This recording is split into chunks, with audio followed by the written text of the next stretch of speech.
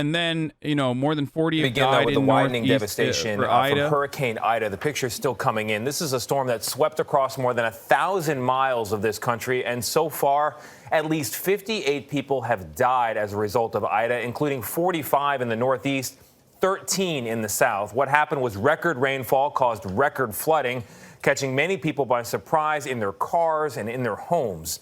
In Louisiana, where the storm made landfall, the power... I was working at the only bar in my town in PA, and we had a pretty decent flooding in the power loss. And my boss and our boss kept calling to make sure we were working. Worst part, people actually came in like nothing was happening.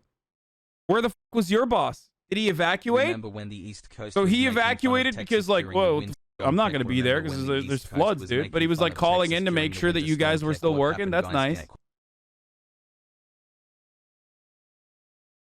That's insane, dude. That's insane.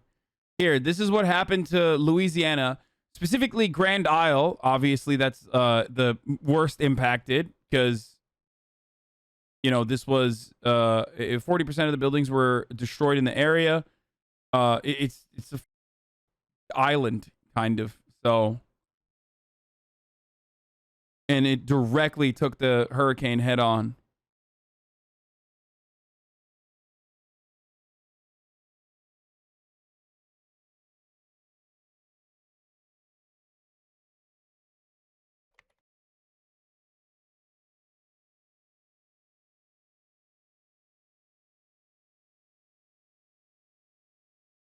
The Patriots Stadium is 5 minutes from my house and completely underwater. Okay, so at least some good came out of it. Never mind.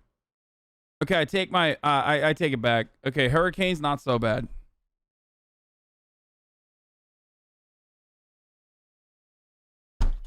Fuck the Patriots.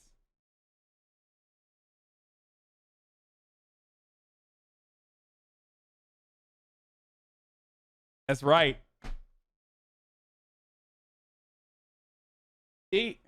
Reporting on the silver lining of a hurricane that's killed 40 people so far.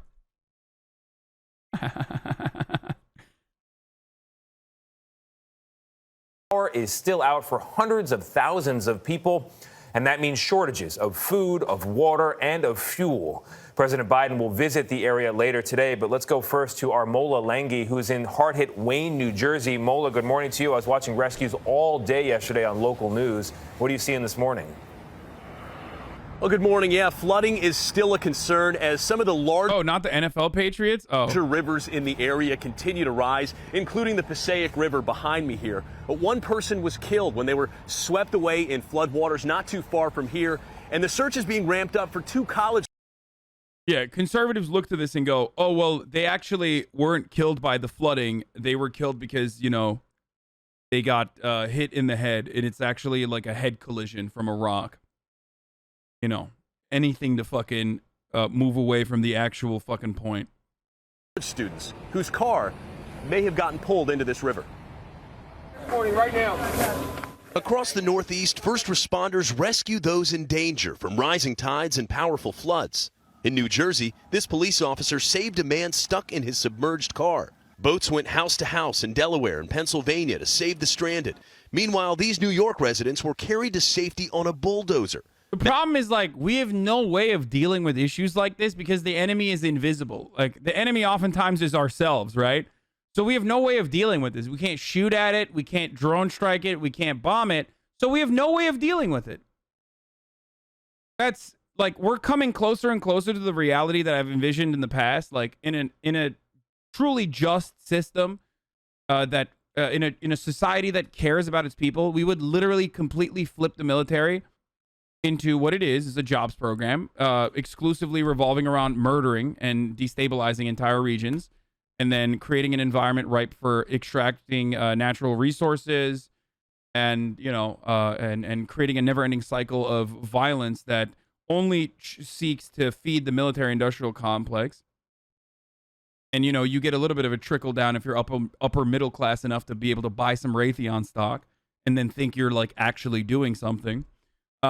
Flipping that entire system on its head and using the military jobs program to, like, rebuild, you know, construction, recovery, relief, going to be a necessity, but we don't know how to do it. Like, we just don't know. We don't know how to fucking deal with invisible enemies. We don't know how to deal with COVID.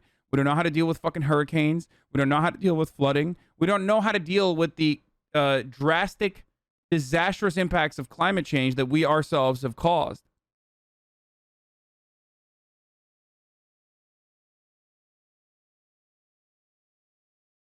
And that's the unfortunate reality. That's why we just keep getting owned over and over and over again. A normal, sane country sees a problem and they seek to deal with it. Japan has a massive earthquake problem. What do? They fucking build in an effort to mitigate. They build buildings and focus a lot on R&D to ensure that their fucking buildings are wobbly, okay? I was worried about my ex-boyfriend that lived in the wobbly enough that they don't fucking, blow up at the site of an earthquake. Earlier this year. Sag. That's what you're supposed to do. Shoot the hurricane. Matt Bush Jr. escaped the water on the shoulders of a first responder. Because it's really deep and I'm cold. Ida tore through the region, leaving flooded neighborhoods, a submerged stadium, and rushing water strong enough to send this shipping container floating and pile cars on top of each other. We wasn't prepared for anything like this. This is the worst I've ever seen it, even with Sandy. Here's what it is, by the way. They're not prepared for this. This is the worst thing we've ever seen. Until next year, that's going to be the worst thing that they've ever seen. Okay? You know, right now, this is the worst thing we've ever seen, right? And it totally is. There's truth to that. Can't wait until, next year it's the worst that they've ever seen. Who could have seen this coming? Not the fucking scientists who have a gay communist agenda, obviously, that keep warning that, like, we are literally, we're at a place with climate change, which I don't cover that much because it's such a fucking doomerism-inducing subject to talk about, especially with a younger audience. But, like, scientists are literally like, we're fucked. At this point, it's like we have to start dealing with 11 months. The most disastrous consequences. We have to like start retooling our infrastructure. I don't even know if we can actually prevent further heating from occurring. Like, it's kind of over. And they've been saying that for what? They've been saying that for 40 years, man. Yeah, and they're right. What the fuck do you mean? They're literally right. Bruno. Unless you're the type of dude who's like, they've been saying that for 40 years, man. It didn't end. Like, you think this shit ends with like one meteor just falling onto the planet or something like the dinosaurs? Even that took time. Hassle.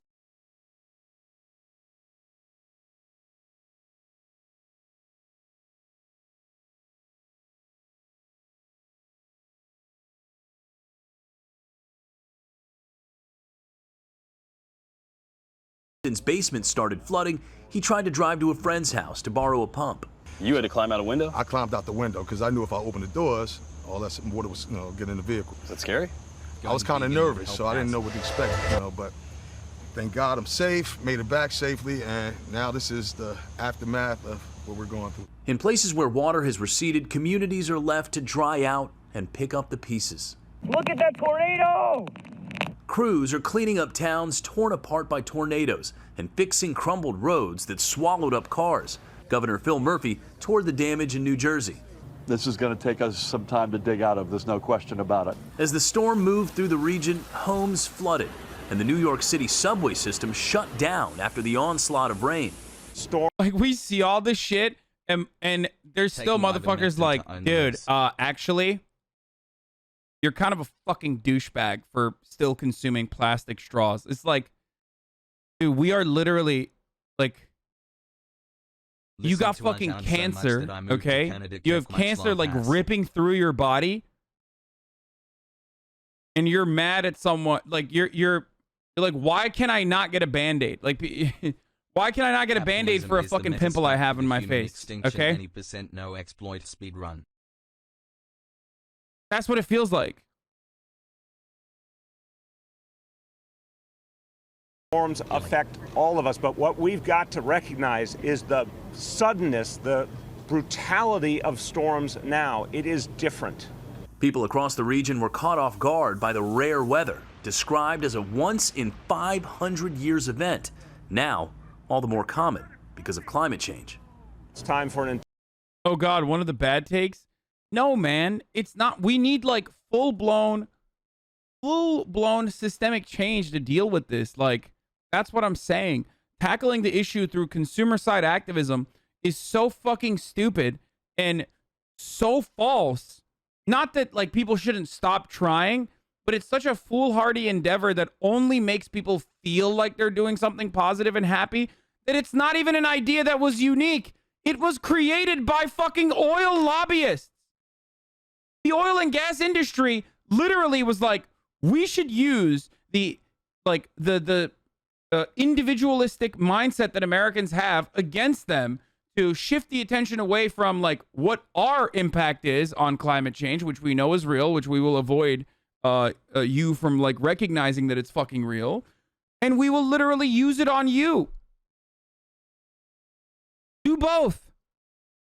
Doing both impossible, Pepega? No, do both. I got a vid for you.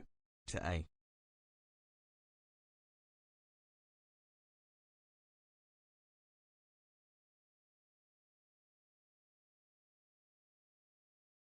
I want to know why entirely different approach because we're getting 6 cruise ships pollute the same amount as all the cars in Europe combined. Oh my God, dude. Don't get me fucking started, okay?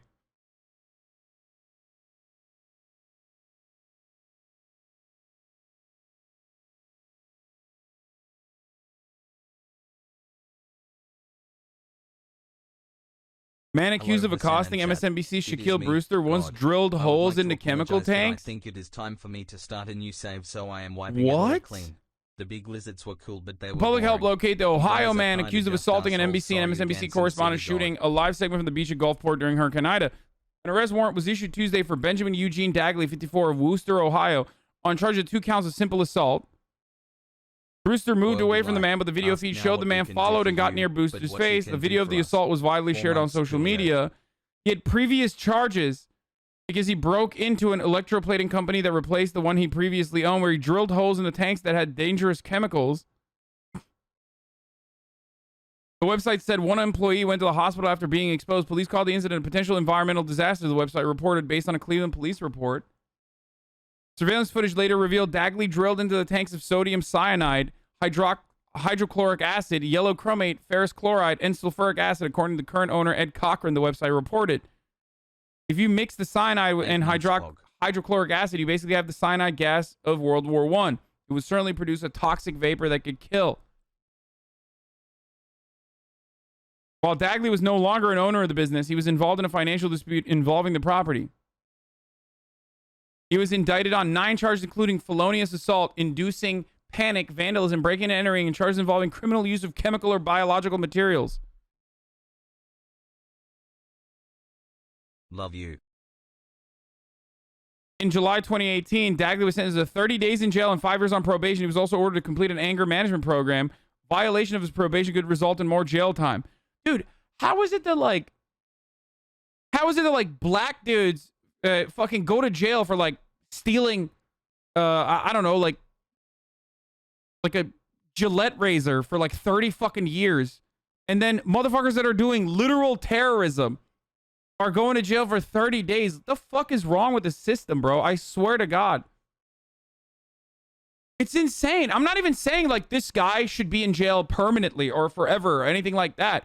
But it's so wild to me that like there's dudes, people go to fucking jail in New York still because they're just too poor to pay cash bail. Like they can't wait for the court, the court system is so fucked up and overloaded that they're just like, yeah, you're going to stay in jail. Innocent until proven guilty, but you're in jail. Meanwhile, this guy who's a business owner, so he's fine. He dressed like Family Guy when he attacked the reporter. I know, that's the biggest crime of all.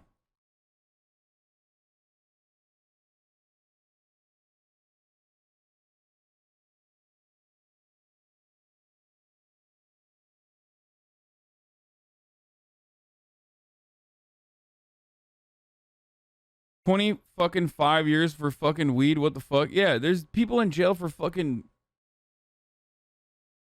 Not to be a doomer, but I studied Earth systems in college, and the amount of momentum of warming is already decades beyond fixing this. These are century-long processes to fix.